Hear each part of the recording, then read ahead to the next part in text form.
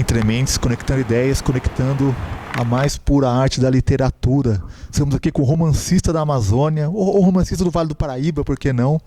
Nicodemo Sena, escritor, poeta, que vai falar um pouco desse incrível espaço chamado Espaço Selvagem, que ele está abrindo aqui na cidade de Taubaté. Nicodemos? Obrigado aí pela oportunidade, né, de estar aqui. Eu estou à disposição para falar, né, sobre o projeto do Espaço Selvagem, né? Esse título Selvagem pode já causar, né, uma interrogação e uma polêmica, né? Um amigo meu disse: poxa, mas você não pode colocar o nome Selvagem. Mas por que não? Porque é pejorativo, né? Selvagem. Digo, vamos refletir sobre isso. Realmente é polêmico, né? Mas grandes escritores como Rousseau e outros, né, escreveram sobre essa questão. Eu não acredito no bom selvagem, né? Afinal de contas, havia selvagens, homens da selva, né, nativos daqui, que eram canibais. Eram simplesmente seres humanos, né? Canibalismo se pratica também hoje, né? À luz do dia, hoje, né? Talvez canibalismo muito mais selvagens, né, digamos assim. Por que selvagem? Porque eu sou da Amazônia, então eu nasci na selva, né? E para nós não tem uma conotação pejorativa. Selva, nós somos selvagens, né? Nós somos homens da selva, as culturas, né, dos povos da floresta. Isso marcou muito minha vida. Eu nasci no oco da selva, num riozinho chamado Maró, que é o afluente do afluente do afluente chamado Arapiuns, do grande rio Tapajós, né? Incrível! É uma viagem que se faz quando eu vou lá. Eu vou de avião até Santarém do Pará, e de Santarém eu pego um barco de linha, que lá são os ônibus, né? Os ônibus dos ribeirinhos, os motores. E da cidade tem barco para tudo quanto é lugar, né? Viagem de 2 horas, viagem de 1 hora, viagem de 1 dia, viagem de 3 dias, viagem de 4 dias.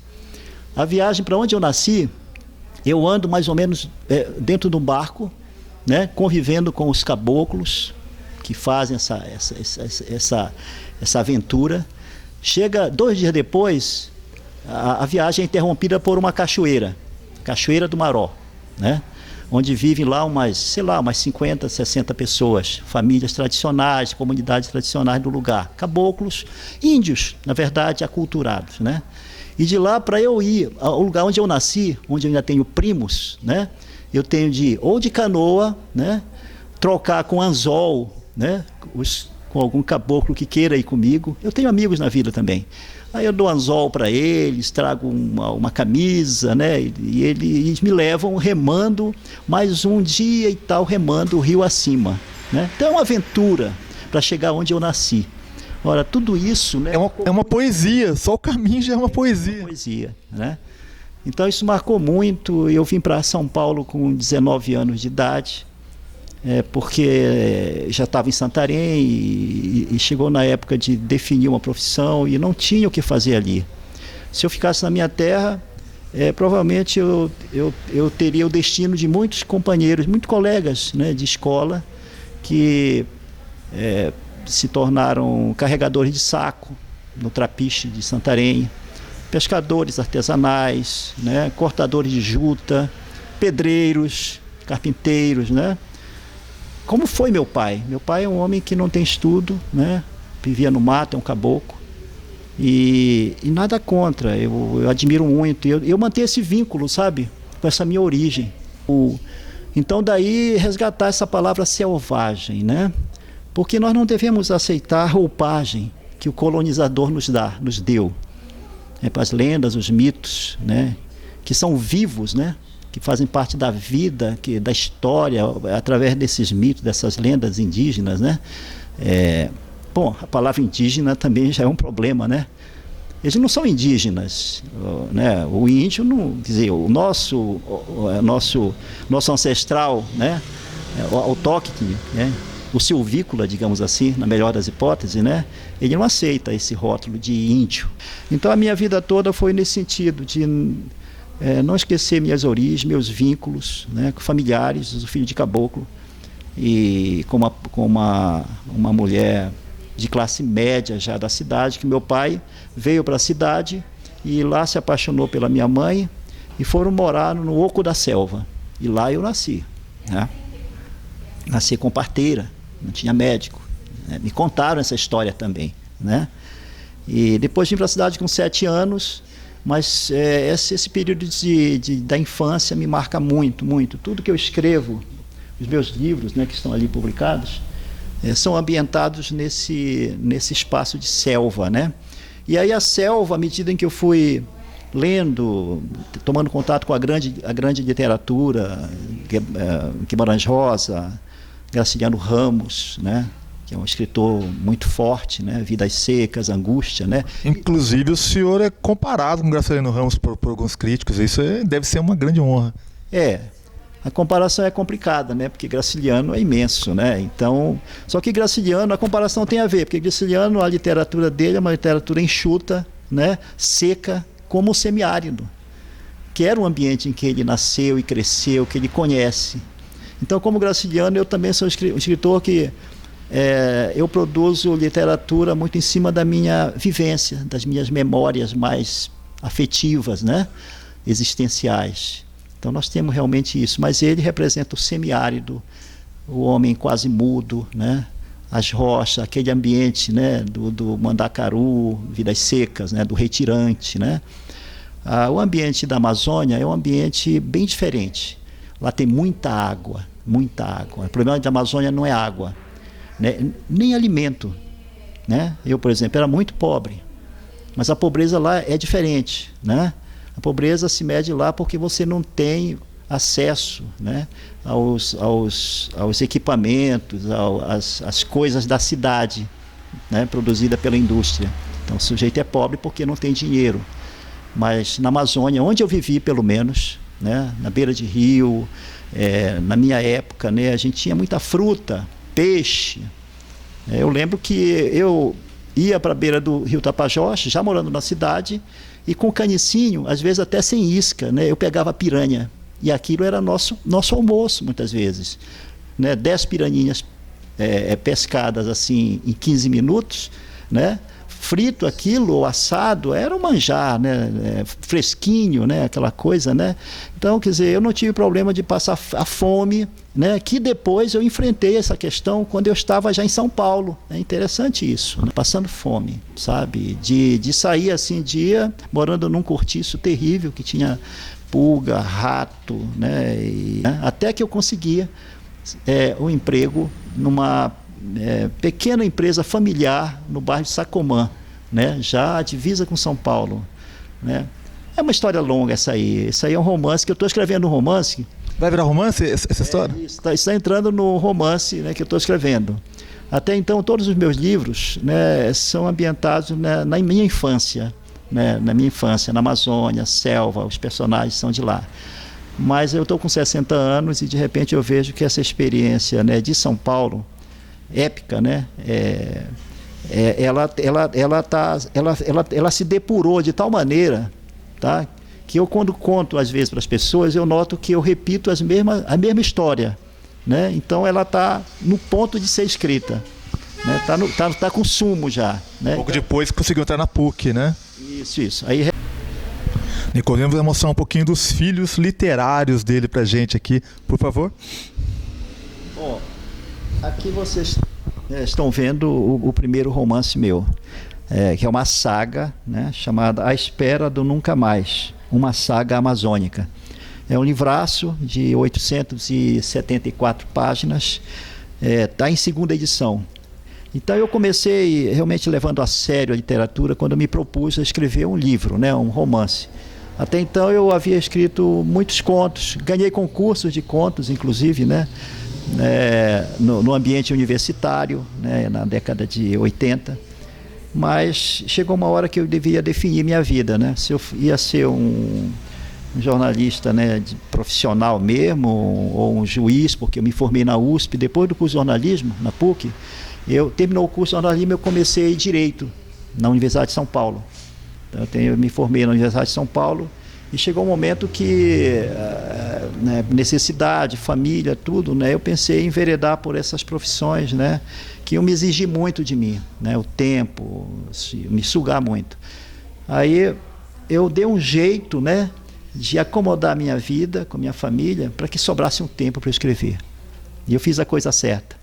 Então, se o Brasil perdeu um juiz de carreira, né, ou um jornalista de redação mesmo, porque eu trabalhei em jornal, mas eu fui me afastando da redação, porque é contraditório o jornalismo, né? Porque ao mesmo tempo que é uma aula que você lida com a palavra a cada dia, eu devo ao jornalismo bastante, né?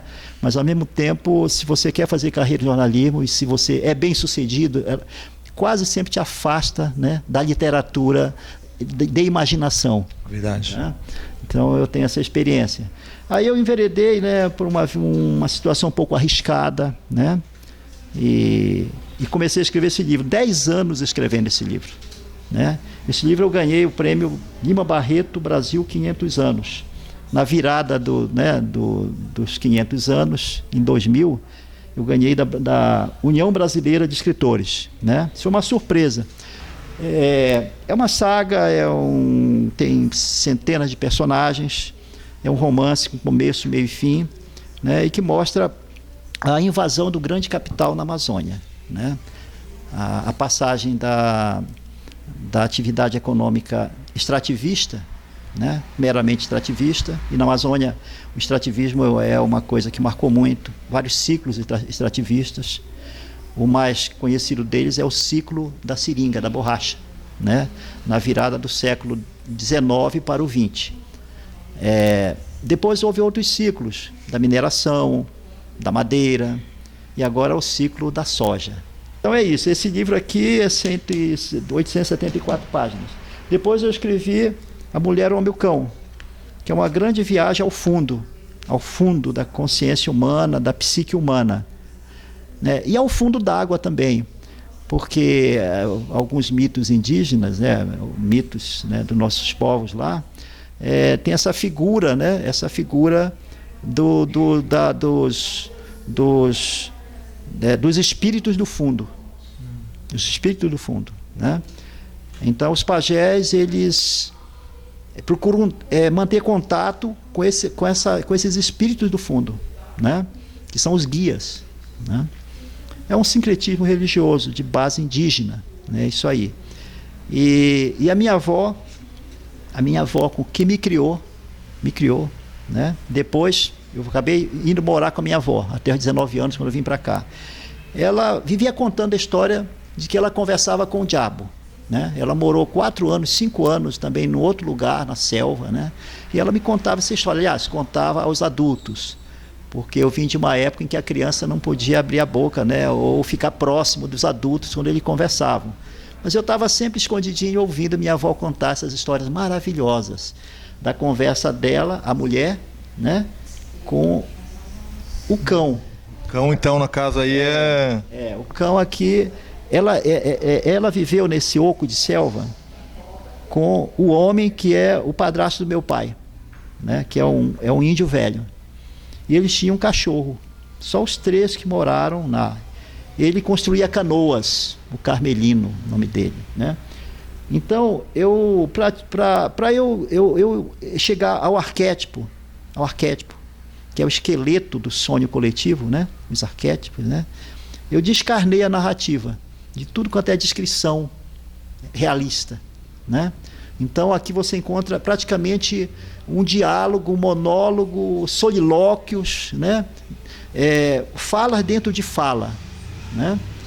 E cheguei a um livro de 136 páginas, contando uma história destrambelhada para quem não acredita, né, no sobrenatural, mas que para mim é a história mais realista que eu escrevi. Dos livros todos, é o mais realista.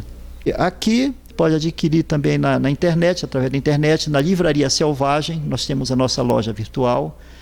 Você também pode comprar pela Livraria Cultura, pela Martins Fontes, né? Talvez não encontre fisicamente o livro lá, mas você pode encomendar. Estante virtual, né? Esse livro, né, eu já fiz muitos lançamentos e muitos desses acabam nos sebos. E tem um site www.estantevirtual.com.br que você encontra, né, praticamente livro de todos os sebos do Brasil, né? É um fantástico site, eu recomendo. Isso. Mais um? Bom, aqui, esse aqui, A Noite dos Pássaros, eu fiz um trabalho de pesquisa, né, muito profunda, né? Eu fiz uns 3 anos lendo antropologia, filologia, tupi. Eu tive de estudar tupi, né? Que linda capa, né? Isso aqui é a capa de Valdomiro de Deus, um grande artista plástico, naif, né? E ele fez essa capa para mim, realmente muito bonita. E tá saindo a segunda edição desse livro. Então esse livro aqui é uma viagem à Amazônia, que nem era ainda conhecido como Amazônia, era Grão-Pará e Maranhão, né? Em 1750, 1760. Esse é o tempo, né, da narrativa, da novela. A Noite dos Pássaros, né? E mostra o conflito, né, já naquela época, né, de valores, de comportamento entre o europeu, no caso o português, porque o personagem principal, o protagonista, né, seria um naturalista português vindo a Belém do Pará, a Belém, né, para pesquisar a flora e fauna a serviço da coroa, que é a história praticamente de todos os naturalistas chamados. Os cientistas antigamente eram chamados de naturalistas, né? Sim. Os botânicos e tal. Era enquadrado como naturalista. E aí veio e ele caiu ao pesquisar, né, nos arredores de Belém. Belém, na época, era uma cidadezinha de 3 mil habitantes, né? Ao pesquisar a flora e a fauna na borda da cidade, ele foi capturado pelos índios tupinambás, que na época existia essa tribo, né? Essa tribo hoje tem os descendentes, mas estão todos aculturados. E então ele caiu prisioneiro e a história conta uma história que é comum, né? Comum. Era Hans Staden, por exemplo, né? Que é o primeiro livro, né, que foi escrito sobre o Brasil. É uma história um pouco parecida no seu esqueleto com Hans Staden. É a história de um branco que cai em poder de canibais, né, na América do Sul. E Ladrões nos Celeiros, avante companheiros, né? Esse é um texto muito curioso, porque eu não escolhi escrever esse texto. O texto me escolheu, né? Ele surgiu assim, eu voltei a me interessar pela política, a militância política propriamente dita, né? A partir do impeachment da presidenta Dilma Rousseff. Aquilo me incomodou profundamente, né? Ficou visivelmente que aquilo era um golpe, né? Um golpe parlamentar, um golpe jurídico, midiático, né? E eu, como cidadão, fiquei muito incomodado. Eu digo, não tem como ficar em casa assistindo uma mídia mentirosa, né? Distorcer os fatos. Eu fiquei com muita pena, chorei, né, com aquilo, porque toda uma luta, né, democrática que de décadas, né? De repente, né, eles viraram a mesa de uma maneira mais cínica possível, a burguesia, a elite, os banqueiros, financistas, né? Comecei a circular, né, em caravanas. Naquele dia, por exemplo, que o Lula estava sitiado no sindicato dos metalúrgicos lá, eu estava lá. Eu fui em caravana daqui do Vai Paraíba, num ônibus, com um monte de gente que eu não conhecia, né? Gente do PT, gente não do PT. E fui com a minha camerazinha e minha caneta. Fiquei lá 4 dias, né, dentro daquele prédio. Os helicópteros circulando, a polícia rondando, né, esperando talvez um momento propício para invadir e arrancar o Lula de lá. Eles não se atreveram a fazer isso, né? Mas quando o Lula, eu fiquei aqueles 4 dias ouvindo, né, tudo o choro, o pranto das pessoas, ouvindo também os rojões, né, dos adversários, né? Então, eu com a cadernetinha anotando, né, vozes, frases, né, choros, anotando rojões, né, dos adversários. Tudo isso veio tudo aqui numa cadernetinha, frases soltas e sem noção de que eu estava escrevendo um poema. Porque uma coisa é você sentar e dizer, vou escrever uma poesia. Sim. Aí você, que tema que é, né? Aí você se inspira, vê a lua, né? Vai ter métrica, não vai ter métrica. Puxa, hoje eu não tô em condição de escrever porque eu dormi mal, né? Ou estou com uma dor de barriga. Tem escritor que tem hora para trabalhar, né? Das 2 às 4, outros só à noite. Não, esse poema foi escrito nas condições mais adversas, né? Nasceu por conta própria. Por conta própria. Eu só tive de fazer aquele trabalho que o escritor tem que fazer, né? Que é arrumar, dar uma arrumada, mas com muito cuidado para não mexer, né, no sentimento que está por trás daquelas palavras. Aquela desorganização do texto, né, brotou da situação, né? Então eu mantive isso na medida do possível e saiu esse poema, né? Esse livro foram feitas uma tiragem de 2.000 exemplares. Eu preciso fazer urgente, porque eu estou com os 10, está aqui os livros que eu tenho, que sobrou. Esgotou praticamente tudo, né? Lançamentos em movimentos sociais, acampamentos de sem terra, né? Então, eu acho que é o livro que foi diretamente para aqueles para quem eu escrevo, né? Ele tem direcionado, o norte dele já... crianças, esse livro está sendo lido em acampamento, para as místicas, né? Ele tem muitas fotos também. Vai te conectar com a imagem. Entendi. Sabe? Aqui, por exemplo, aqui não me interessa o futebolista. O que interessa é o punho do homem democrático, do homem que lutou pela direta já. Os escarmentosas feridas, eras de morte se retorcem sobre a vida. Homens maus ocuparam os celeiros, gafanhotos infestaram os milharais, mas 7 anos de fartura anunciam os jornais. E a fome, todavia, com seu cutelo ceifador e o cavaleiro da 7ª praga, recolhem as crianças que não nasceram. Mas juntos do cálice dos justos, de nossas respirações o torvelinho do tempo, de nossas mentes redemoinhos, dos corações num só sentimento, punhos levantados, mentes despertas, a flor da esperança rompendo o asfalto da intolerância. E que não reste pedra sobre pedra, e que se arrastem para outros cantos a peste e a ignorância. E que nos campos do Senhor floresçam o riso das crianças, o braço erguido do lavrador, o largo abraço de um sonhador, e que façamos hoje o que já não poderemos fazer amanhã. Aqui o espaço selvagem, que é um espaço civilizatório, né? Está aberto a todas as pessoas que não abdicaram, né, do seu direito, né, de pensar livremente, de participarem, né, dessa luta que é de todos, da construção de uma sociedade mais justa e mais fraterna em nosso país. Está aberto a eventos, lançamentos, saraus, palestras, todas as pessoas que queiram contribuir para que nós tenhamos, né, uma cidadania melhor em Taubaté, com informação, formação de uma consciência crítica cidadã. Entre mentes, conectando ideias, conectando literatura da melhor estirpe.